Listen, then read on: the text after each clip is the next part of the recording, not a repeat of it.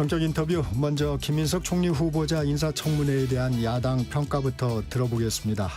국민의힘 원내대변인 최수진 의원 나와 있습니다. 의원님 안녕하세요. 안녕하세요. 원내대변인 맡게 되셨는데 각오 한 말씀 듣고 갈까요? 네, 제가 그 황우여 위원장님 때 그 수석 당내 대변인을 한 적이 있었어요. 네. 잠깐. 네. 근데 막상 원내 대변인을 해보니까 훨씬 힘든 것 같아요. 더군다나 여당에서 야당으로 딱 그렇죠. 들어가는 시점이어가지고 지금 워낙 현안들도 많고 그래서 무거운 책임감을 많이 느끼고 있고요. 뿐만 아니라 저는 국민이나 말에서 들어오는 소리를 좀 당에 전달하는 역할, 저는 그게 더 중요하다고 지금은 생각하고 있습니다. 그래서 성실하고 과감 없이 전달하는 역할 잘하겠습니다. 네. 인사청문회 소식부터 여쭤보겠습니다. 김민석 총리 후보자 첫날 청문회 전체적으로 좀 어떻게 보셨어요? 뭐 예상했던 대로라고 저는 솔직히 생각을 합니다. 자료 제출 하나도 안 돼 있고 실제적으로 아시잖아요. 증인 한 명도 없는 이런 청문회는 있을 수 없다고 저는 개인적으로 생각을 하고 있고요. 2000년대 처음 이게 청문회가 시작이 됐더라고요. 그때 이한동 국무총리가 해서 처음 시작을 했는데 지금까지 25년 동안 많은 공직자들이 청문회를 거쳐왔어요. 그 인사청문회라는 게 결국은 뭐 임명하고 상관이 없다고 해도 최소한 국민들한테 의혹을 좀 풀어줄 수 있는 기회고, 또 본인이 앞으로 국정을 운영하는 데 있어서 많은 또 힘도 받을 수 있는 저는 그런 개인적인 자리라고 생각을 합니다. 그럼에도 불구하고 저희가 한 23명 정도를 처음에 요청을 했죠. 근데 뭐 전처 이슈화 시키더니 좋아, 그럼 그거 빼줄게 그랬는데 결국 5명만 했는데도 한 명도 채택하지 않았습니다. 저는 그 얘기는 결국은 그냥 청문회 그냥 의례상 하겠다. 저는 그 얘기를 왜 이렇게 저희는 들을 수가 없고요. 있을 수도 없는 일이고 오히려 청문회를 무력화하는 시도가 아니었냐. 그리고 대통령이 그랬잖아요. 청문회에서 밝히겠다. 근데 뭐 자료도 없고 증인도 없고 말로만 청문회를 지켜보겠다 이렇게 말씀하셨습니다. 네. 그래서 이제 우리의 의혹들을 마치 청문회에서 그 후보자가 해소시켜 줄 수 있을 거라고 생각을 했는데 전혀 해소된 거 없다고 생각합니다. 그 증인 문제에 있어서 여당에서는 야당이 증인을 자꾸 바꾸는 바람에 그 시간을 놓쳤다 이런 얘기를 합니다. 말도 안 되고요. 아시다시피 저희가 마지막 최종적으로 5명을 했을 때 시간이 지나서 한 건 아니잖아요. 최종적으로 했을 때 그 정도는 해줬어야 되지 않냐. 그리고 그 5명을 보면 그 채무 관계자들 실제로 나올 수 있는 제3자였습니다. 근데 그걸 안 했다는 거는 그 과정에 어찌되었던 과정에 서로 티키타카 했겠죠. 네. 말도 안 된다고 생각합니다. 이 자료 제출 문제도 지금 지적을 하셨는데 첫날부터 뭐 부실 제출이다, 무리한 자료 요구다, 여야 공방이 벌어졌습니다. 김 후보자는 한덕수, 한교안 총리 예를 들면서 전례에 따른 것이다 이렇게 얘기를 했어요. 어떻게 들으셨어요? 한덕수 총리만 해도 1000여 건이 넘는 거 자료 제출했습니다. 물론 거기서 뭐 예민한 부분은 안 하실 수도 있어요. 근데 자료 제출 여기서는 우리가 뭐 요구한 게 뭐 90여 건 되잖아요. 그중에 겨우 7건 그것도 성의 없게 제출하시고 그거하고 비교도 안 되죠. 자꾸 뭐 개인정보에 대해서 뭐 미동이고 이거는 동의사항이고 금융신뢰원법이 없졌고 그런 식으로 법을 갖다 대는데 저는 그거는 완전히 핑계라고 생각을 합니다. 이 송원석 원내대표가 97건을 요청했는데 7건을 네. 제출받았다. 뭐 맞아요. 이렇게 얘기를 했습니다. 발언 중에 혹시 좀 주목했던 발언은 좀 있으십니까? 후보가. 예. 김민석 후보자. 김민석 후보가 자기는 하나도 의혹이, 그러니까 뭐라 그러냐면 뭐 특히 그 돈의 흐름이나 저희 재산 형성 과정 네. 이런 거에 하나도 자기는 불법한 적이 없다. 그리고 다양한 형태의 뭐 칭화대 특히 학위 과정에 아무 문제 없다. 그리고 아파 찬스 사용하지 않았다. 그리고 모든 거를 다 전면 부정했습니다. 근데 이 국민들도 이제 관심을 가졌던 부분이 그 재산 부분인데 네. 사실 이 출판 기념회나 경조사비 이런 부분들이 이 확인이 좀 어려운 부분이에요. 당연히 어떻게 어렵죠. 보면 예. 그러다 보니까 발언에 의지할 수밖에는 없는 상황인데 그렇죠. 국민의힘 입장에서도 그 부분을 더 추궁하기가 좀 어려운 부분 아닌가요? 그런데 실제적으로 저는 성의가 있으면 할 수 있다고 생각을 해요. 예를 들면 출판 기념회 같은 경우 나간 책에 부수가 있을 거 아니에요. 충분히. 아니면 최소한 인쇄 부수는 있을 거 아니에요. 그거 제출하면 되잖아요. 최소한. 그리고 조의금이나 축의금에 들어왔어요. 그런 것들에 대해서 참석자에 대한 저희가 사람을 보자는 게 아니라 최소한 몇 명, 뭐 3,000명이 2,000명 얘기하던데 그 숫자 맞추려고 그러면 그런 것들에 대한 사진이나 뭐 그날 상황이나 그런 걸 저희한테 2,000~3,000명이면 어마어마한 숫자예요. 저는 입증을 이제 정확히는 못하지만 성의는 저는 충분히 보일 수 있다고 생각합니다. 그리고 또 하나 아들에 대해서 2억을 전처가 냈다고 네, 이제 했잖아요. 아들 유학 비용은 유학 비용? 전처가 전액 책임을 졌다. 네, 네. 그랬을 경우 그거에 대해서 외한 송금한 자료 이런 거 낼 수 있죠. 그러니까 이런 식으로 말로만 때우는 거는 실제 그게 사실이라도 그거에 대해서 저희는 믿을 수가 없는 거죠. 당연히. 이 부분은 좀 어떻게 보셨는지 김희정 국민의힘 의원이 질의를 했는데 네. 올해 국가의 예산 규모 그다음에 국가 채무 비율 이 부분을 모르는 부분은 좀 어떻게 보셨어요? 저는 모르면 모른다고 대답을 해야 되잖아요. 그러면서 뭐 많을 수도 있고 적을 수도 있다. 보는 사람의 관점에 따라서 저는 그 말이 와 이거는 아니다. 어떻게 국무총리가 우리나라의 최소한 재무 상태는 알고 있어야 되는 거 아니냐. 지금 너무 급했어요. 제 생각에는 본인 청문회 답변하는 거에 너무 마음이 그쪽으로 가셨고 급했어요. 지금 그러면서 총리로서 막 사람들 만나고 하면서 후보자가 그렇게 한 사례가 없어요. 청문회를 통과한 것도 아니고 임명받은 것도 아니고 그러면서 총리로서 하실 일은 하고 다니시면서 진정 우리나라에 대해서 정확하게 정말 중요한 일이잖아요. 우리나라 부채 채무나 이런 것들에 대해서 그런 것들에 대해서 관심이 없었다는 거에 대해서 많이 실망하고 있지요.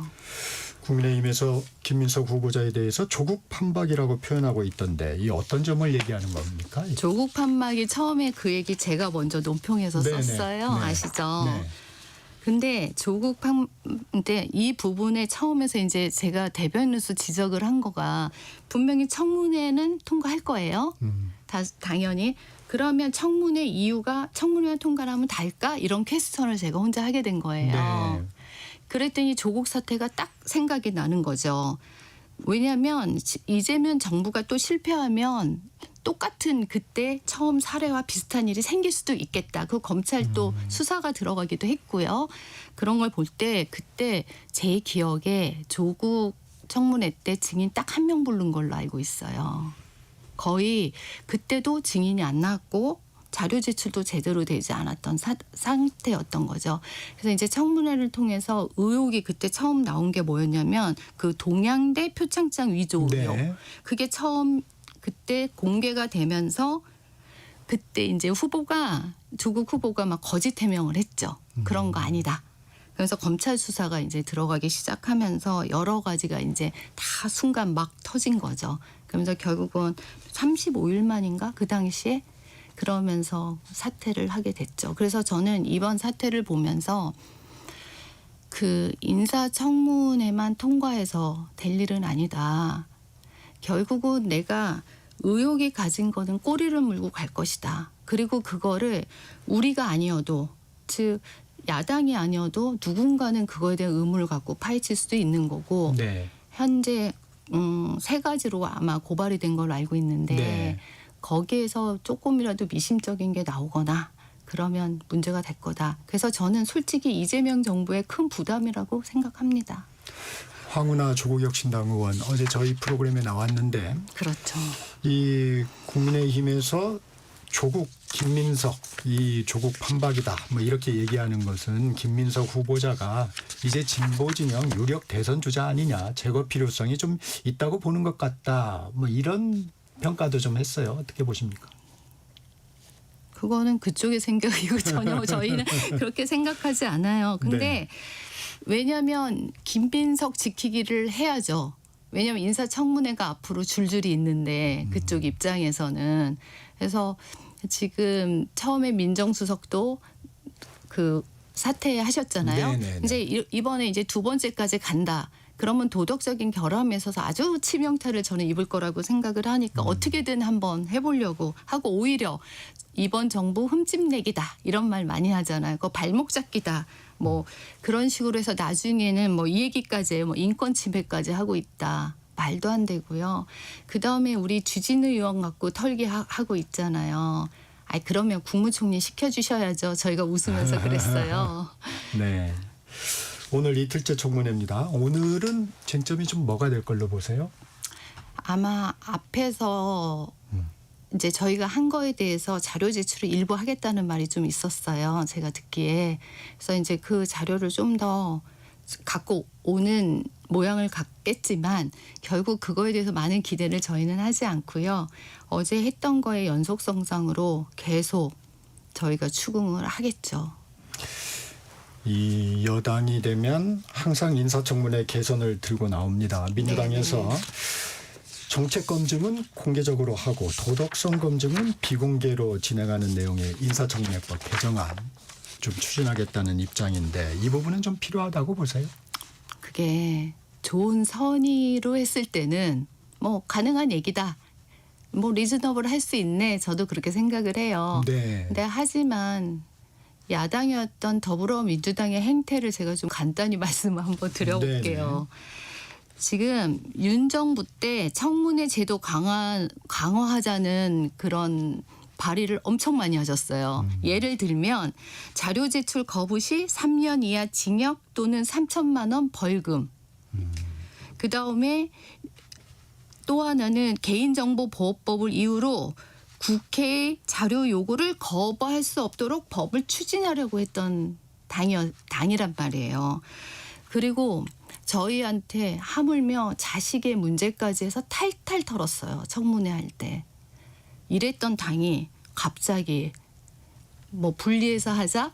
이거는 정말 너무 정말 웃을 일 아닌가 그런 생각을 저는 하고 있고요. 네. 이런 일들이 의도가 저는 나쁘다. 결국은 자신들을 가로막고 자신들이 가는 길에 방해가 되면 법과 제도 다 바꾸겠다. 지금 현재 그렇게 하고 있어요. 다수 여당이고요. 어차피 대통령 다 갖고 계시고 거부권 우리 행사할 수 없어요. 이런 상황에서 자기네들의 입맛대로 하겠다. 저는 그거로밖에 생각할 수 없습니다. 이번 청문회를 보면서 이제 출판기념회도 좀 도마에 올랐습니다. 네.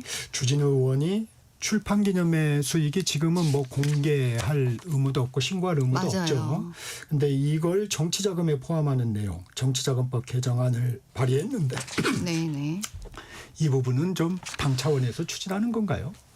저는 이번 일을 계기로 국민적 공감대가 형성됐다고 생각을 해요. 그리고 정치인들이 출판 기념회가 사실은 검은동과 같은 그런 예전의 관행들은 충분히 있었습니다.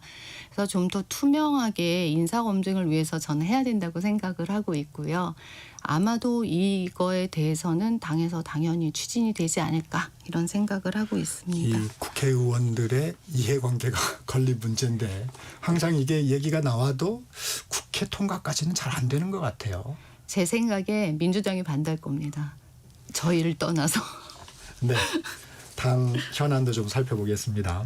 송원석 원내대표가 공언한 혁신위 구성 어떻게 네. 되고 있나요?